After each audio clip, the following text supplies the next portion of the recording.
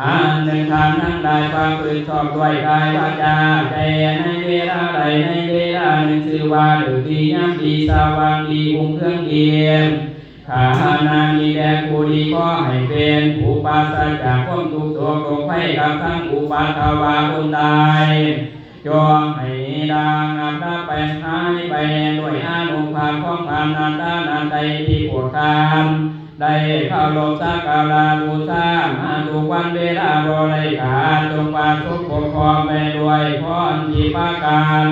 คืออายุวันนาสุขาภาลาจงเกิดมีแก่เจ้าคุณดาสัทธายะปรารถนาอันใดก่อนโยมให้ได้ดังพวกมาพวกปรารถนาทุกประการเถิดดาตานาตายานุภาเวนาโยอานุภาเมภานาตานาไตเกี่ยวตามประการตามที่ได้กล่าวมาแล้วจงมาพิพากษาให้เจ้ามุนดาสัทธาได้สร้างภาษา